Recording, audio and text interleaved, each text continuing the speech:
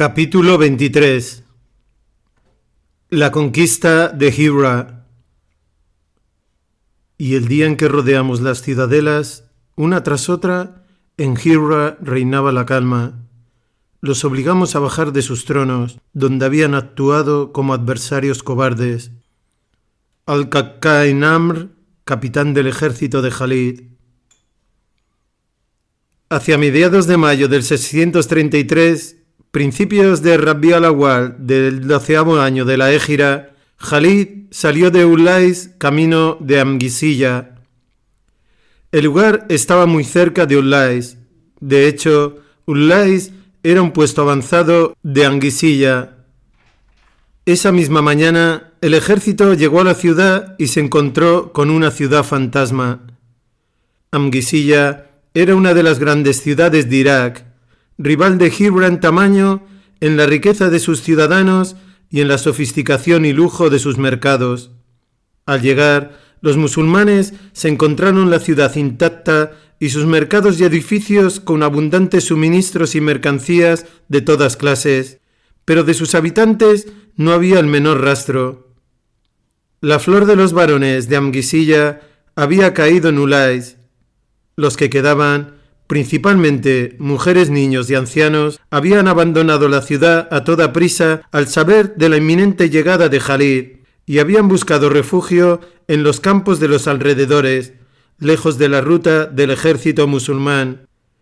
El miedo que el nombre de Jalid evocaba ahora se había convertido en un factor psicológico de la mayor importancia en las operaciones de su ejército. Los musulmanes consideraron a Amgisilla como parte del legítimo botín de guerra. La despojaron de todo lo que podía ser desmontado y transportado, y al hacerlo acumularon una cantidad de riqueza que deslumbró a los simples guerreros del desierto. Después de haberla saqueado por completo, Jalid destruyó la ciudad.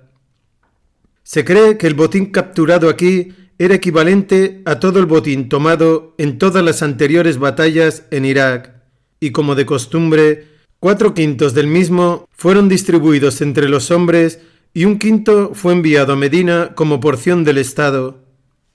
Para entonces el califa se había acostumbrado ya a recibir noticias de victoria del frente iraquí. Cada uno de esos mensajes venía seguido de botines de guerra que enriquecían el Estado y alegraban los corazones de los creyentes. Pero hasta Abu Bakr quedó asombrado del botín de Amgisilla. Convocó a los musulmanes en la mezquita y se dirigió a ellos con estas palabras: «Oh Quraysh, vuestro león ha atacado a otro león y lo ha vencido. Las mujeres no pueden ya dar a luz hijos como Jalid». Este fue uno de los mejores cumplidos que se hicieron nunca de Jalid ibn al-Walid. Estos eran días difíciles para Zadbeh, el gobernador de Hira. Había sabido del desastre que le había sobrevenido al ejército persa en Kasima, en el río, en Walacha y en Ulais, y era obvio que Jalid marchaba hacia Hira. Si esos enormes ejércitos, comandados por generales distinguidos, habían caído ante la furia de Jalid, ¿cómo iba a poder resistir él con su pequeño ejército? Además, no había recibido instrucciones del agonizante emperador. Asasbeh era el administrador de Hira y también el comandante de la guarnición. Era un alto funcionario del imperio, un dignatario de 50.000 dirhams. El rey árabe de Hira, que ya hemos mencionado, Yasin Kubaysa, era solo un rey de nombre. Los demás jefes que actuaban como príncipes del reino tampoco tenían autoridad real, salvo en asuntos puramente árabes o tribales. La responsabilidad de defender Hira recaía en Asasbeh, y como un auténtico hijo de Persia, decidió hacer todo lo posible. Sacó a la guarnición militar de sus cuarteles y estableció un campamento en las afueras de Hira. Desde ahí envió a su hijo con un grupo de caballería para contener el avance de Jalid, ordenándole que represara el Éufrates para evitar que Jalid intentase desplazarse en barcazas. Este joven oficial cabalgó hasta la confluencia del río Atik con el Éufrates, a 20 kilómetros río abajo de Hira. Aquí montó su base, desde la que envió un destacamento de caballería como avanzadilla a otra confluencia del río, unos pocos kilómetros más adelante, donde el Bazcalá desaguaba en el Éufrates, algo más arriba de Amguisilla. Nota: el río Atik todavía existe. Es un río pequeño que en aquellos días podía haber sido un canal. El Atik proviene de la región de Abu Zuhair, fluye al oeste del Éufrates, a unos 8 kilómetros del río principal, y se une al Éufrates 1,5 kilómetros por encima de la actual Qadisiyya, que se encuentra a 13 kilómetros al sureste de la antigua Qadisiyya histórica. En la parte final de su curso, este riachuelo es conocido también como Duyayj. El Bazcalá era un canal que se unía al Éufrates cerca de Amguisilla. En su descripción de esta operación, Tabari se muestra confuso e induce a confusión, y trastoca las dos confluencias de los ríos. Khalid reanudó ahora la marcha en el que sería el último tramo de su viaje a Hirra. Decidió usar el río para el transporte y cargó todo el material pesado del ejército en barcazas. Mientras el ejército se desplazaba sobre camellos y caballos, el convoy de barcazas, pilotado y operado por árabes locales, avanzaba a su lado. Sin embargo, Khalid no había avanzado mucho cuando el nivel del agua descendió y las barcazas se quedaron varadas. El hijo de Azadbeh había represado el río. Entonces Khalid, dejando atrás el ejército detenido en la orilla del Éufrates, tomó un destacamento de caballería y avanzó rápidamente por la carretera de Hirra.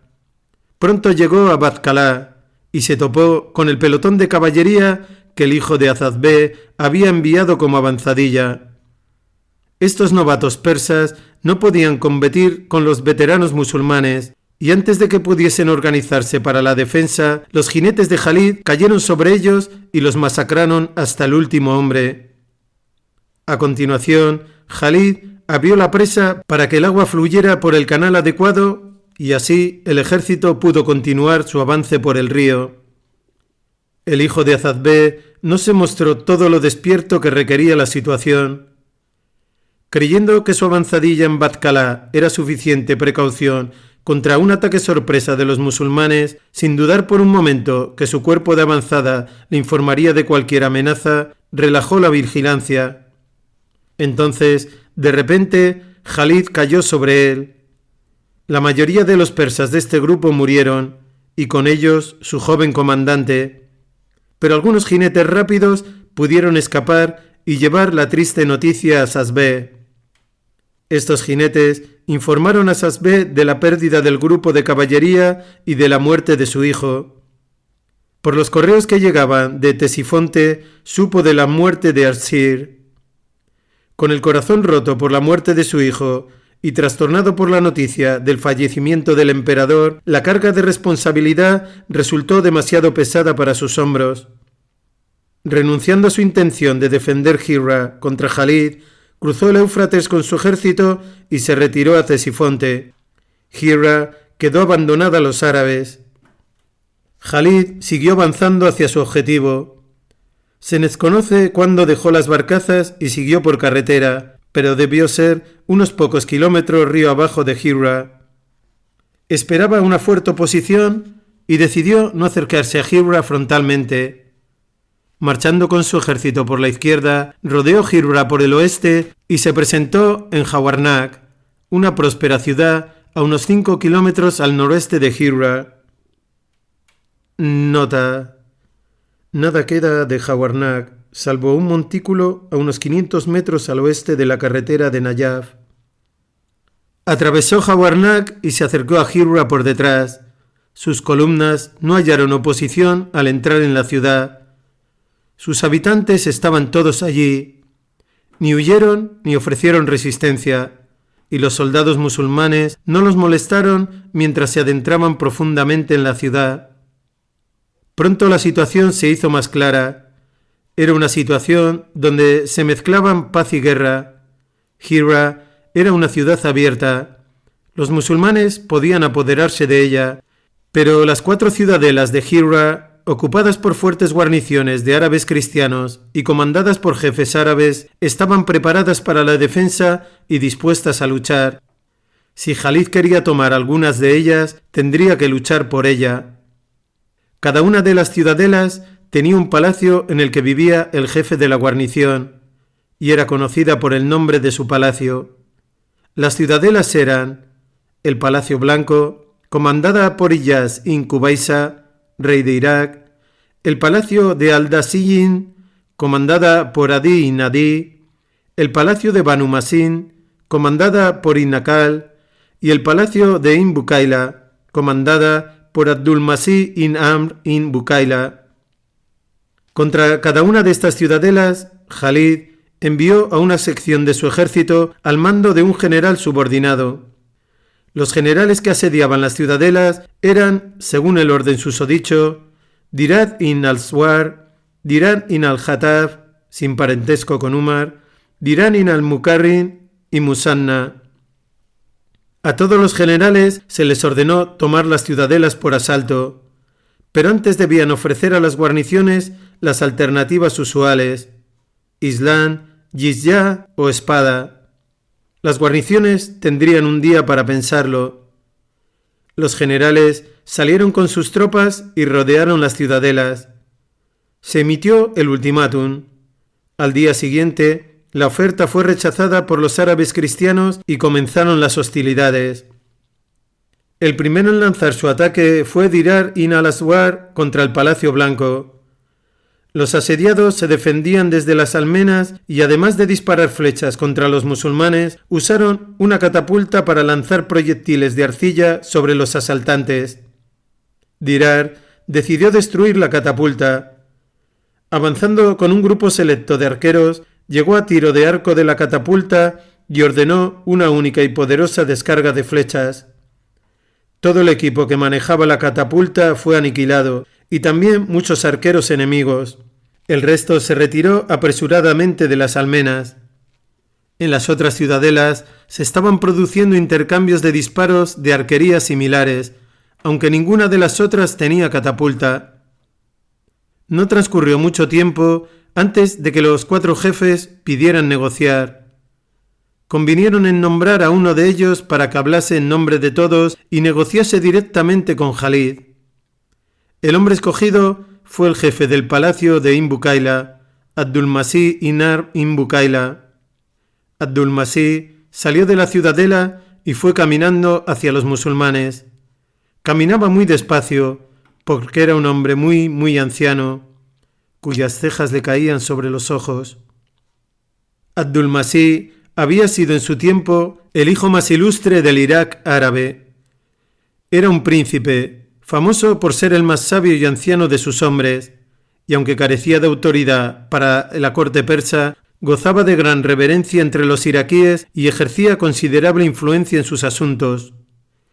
Tenía también un brillante sentido del humor, aunque algo pícaro. Había alcanzado prominencia como personaje notable ya en tiempos de Anushirwan el Justo. En un encuentro con Anushirwan, poco antes de la muerte de este, Abdul-Masih le había advertido de que después de él su imperio se desmoronaría. Lentamente, el anciano sabio se fue acercando a Jalid. Cuando se detuvo, comenzó uno de los diálogos más inusuales que hayan registrado los historiadores. «¿Cuántos años han pasado por usted?», preguntó Jalid. «200», repuso el sabio. Asombrado por la longevidad del hombre, Jalid le preguntó: «¿Cuál es la cosa más maravillosa que ha presenciado?». «La cosa más maravillosa que he visto es una aldea entre Hirra y Damasco a la que viaja una mujer desde Hirra llevando nada más que una hogaza de pan». Estaba aludiendo al sistema y orden incomparables que existían en tiempos de Anushirwan. El sentido de estas palabras, sin embargo, no fue captado por Jalid, que dedujo que el hombre debía ser estúpido. Sin alzar la voz, Jalid comentó: «¿Es que no has sacado de tus muchos años nada más que senilidad? Había oído que la gente de Hirra eran granujas, astutos y engañosos, pero me envían a un hombre que no sabe de dónde viene». Comandante, protestó el sabio, ciertamente sé de dónde vengo. ¿De dónde vienes? De la espina dorsal de mi padre. ¿De dónde vienes? Repitió Jalid. Del vientre de mi madre. ¿A dónde vas? Al frente. ¿Cuál es tu frente? El final. ¡Ay de ti! Exclamó Jalid. ¿Sobre qué te apoyas? Sobre la tierra. ¡Ay de ti! ¿Dónde te encuentras? Bajo mis vestiduras. Jalid estaba perdiendo la paciencia, pero siguió con su interrogatorio. ¿Me entiendes? Sí. Solo quiero hacerte algunas preguntas, y yo solo quiero darte las respuestas. Exasperado con este diálogo, Jalid murmuró: La tierra destruye a sus tontos, pero los inteligentes destruyen la tierra. Supongo que tu gente te conoce mejor que yo. Comandante, respondió Abdul-Masih con humildad, es la hormiga la que sabe qué hay en su agujero, no el camello. De repente Jalid comprendió que tenía enfrente a una mente inusual. Cada una de las cosas que el sabio había dicho encajaba. Cada respuesta tenía sentido y gracia. Su tono se hizo más respetuoso y le preguntó: Cuéntame algo que recuerdes. Los ojos de Abdul-Masih cobraron una expresión ausente. Por unos instantes contempló con nostalgia las torres de las ciudadelas que se elevaban sobre los tejados de la ciudad. Luego dijo: Recuerdo un tiempo en que los barcos de China navegaban detrás de estas ciudadelas. De nuevo regresaba mentalmente a la época dorada de Anushirwan. El preámbulo había concluido. Y ahora Jalid fue al grano. Os llamo a Dios y al Islam. Dijo: Si aceptáis, seréis musulmanes. Obtendréis lo mismo que nosotros y tendréis que cargar con lo mismo que nosotros. Si rehusáis, entonces deberéis pagar el jizya. Si os negáis a pagar el jizya, entonces os las veréis con una gente que desea la muerte más ardientemente que vosotros la vida. No deseamos luchar con vosotros, respondió Abdul-Masih, pero nos mantendremos en nuestra fe y pagaremos el jizya. Las negociaciones habían terminado. Se había logrado un acuerdo. Jalid estaba a punto de despedirse de aquel hombre cuando advirtió una pequeña bolsa que colgaba del cinturón de un sirviente que acompañaba al sabio y que se había quedado unos pasos detrás de él. Jalid se dirigió al sirviente, le quitó la bolsita y vació su contenido en la palma de su mano. ¿Qué es esto?, preguntó al sabio. Es un veneno que actúa instantáneamente. ¿Para qué el veneno? Temía, respondió Abdul-Masih, que este encuentro acabase de forma distinta. Ya he llegado a mi plazo señalado y prefiero morir antes que ver a mi gente y mi tierra sumidos por el horror. A finales de mayo del 633, mediados de Rabi' al-Awwal del 12º año de la Égira, se redactaron los términos de la rendición y se firmó el tratado. Las ciudadelas abrieron sus puertas y la paz volvió a Hira. El objetivo marcado por el califa había sido alcanzado tras 4 sangrientas batallas y varios choques más pequeños. Jalid celebró una masiva oración de victoria con 8 rakats.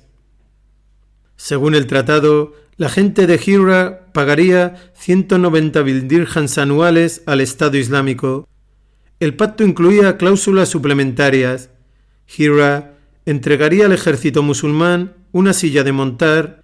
Al ejército le faltaba una silla.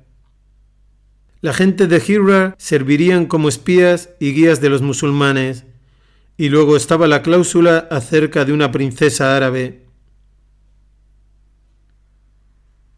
Un día en Medina, el santo profeta, Dios le bendiga y guarde, estaba sentado en compañía de algunos de sus compañeros hablando de diversas cosas, y cuando surgió el tema de los territorios extranjeros, el profeta mencionó que pronto los musulmanes conquistarían Hira.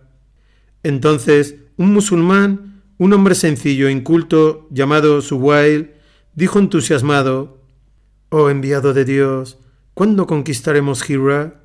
¿Puedo quedarme con Kirama bin Abdul-Masih?»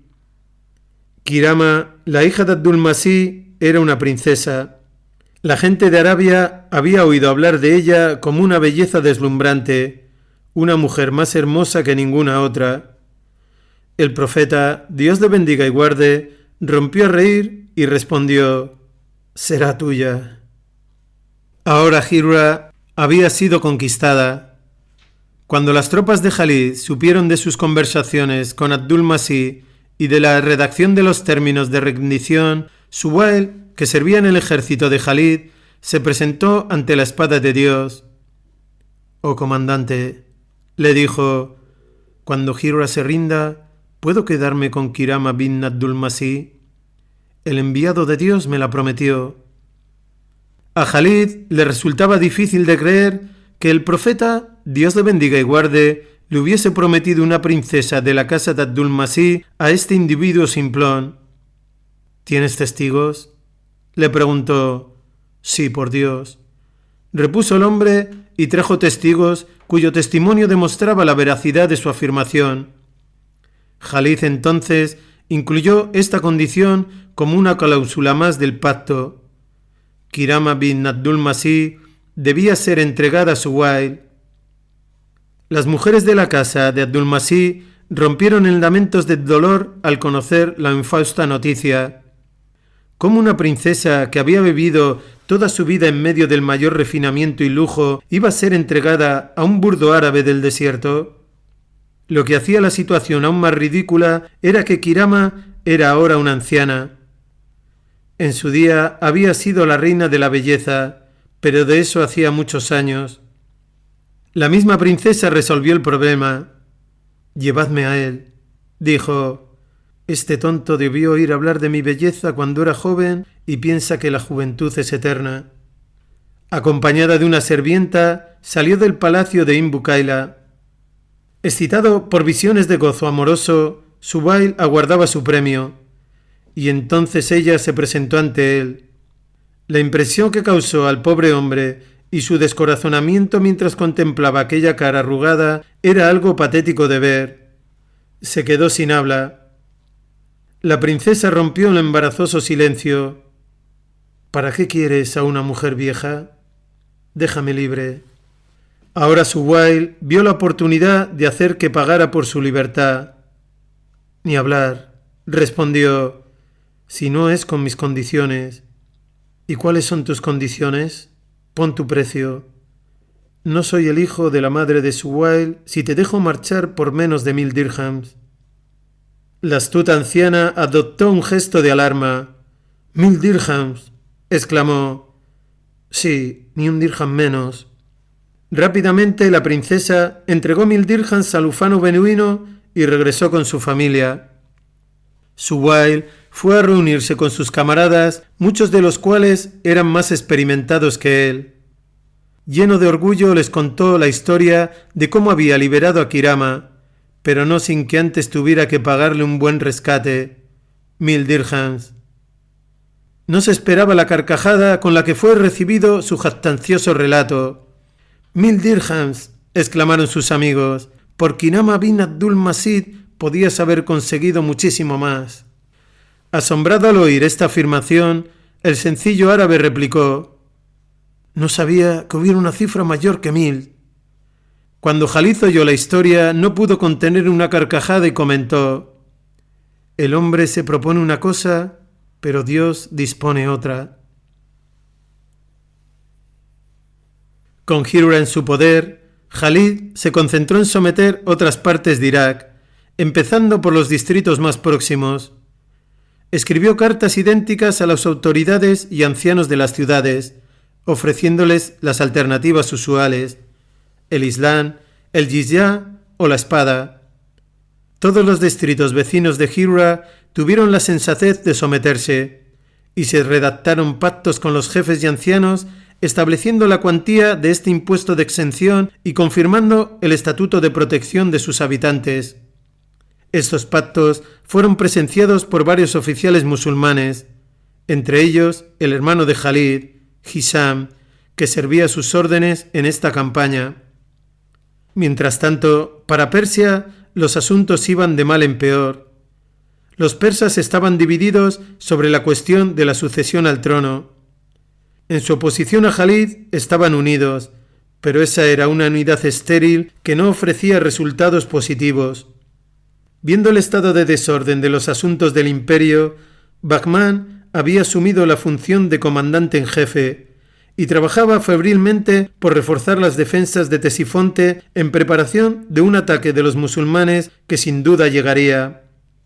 Bahman no se proponía nada más ambicioso que la defensa de Ctesifonte, y en esto estaba siendo realista, pues sobre el resto de la región al oeste del Bajo Tigris los persas no tenían ningún control. Sobre esta región la supremacía correspondía a la caballería árabe. Jalid, que había derrotado a 4 grandes ejércitos persas, sabía que ya no existía la amenaza de una contraofensiva de Ctesifonte y que podía adentrarse en el centro de Irak con todas sus fuerzas. Hizo de Hirra su base de operaciones y lanzó a su caballería a través del Éufrates. Sus columnas montadas galoparon sobre el Irak central hasta el Tigris, matando y saqueando a todos los que se resistían y haciendo las paces con aquellos que aceptaban pagar el jizya. Al mando de estas columnas rápidas puso a sus más audaces generales, Dirar ibn al-Aswar, Kakka y Musanna. Para finales de junio del 633, mediados de Rabi al-Akhir del 12º año de la Égira, toda la región entre los ríos era suya. No quedaba nadie capaz de desafiar su autoridad política y militar. Junto con la conquista de territorios, Jalid organizó la administración de las tierras sometidas. Nombró administradores responsables de todos los distritos, que se encargaban de recoger los impuestos en su momento y de que la población local suministrase información sobre los persas y guías para los desplazamientos de las unidades musulmanas. Jalid envió también 2 cartas a Ctesifonte, una dirigida a la corte y otra al pueblo. La carta a la corte persa decía lo siguiente: En el nombre de Dios, el más misericordioso, el dispensador de gracia, de Jalid ibn al-Walid a los reyes de Persia. Alabado sea Dios que ha trastocado vuestro sistema y frustrado vuestros planes, y si él no lo hubiese hecho, habría sido peor para vosotros. Someteos a nuestra autoridad y os dejaremos a vosotros y a vuestra tierra en paz. Si no, sufriréis humillación a manos de una gente que ama la muerte tanto como vosotros amáis la vida. La carta dirigida al pueblo se expresaba en términos parecidos, con la promesa añadida de la protección de los musulmanes a cambio del pago del jizya. Ambas cartas fueron llevadas por correos árabes de Hirra y entregadas en Ctesifonte, pero no obtuvieron respuesta.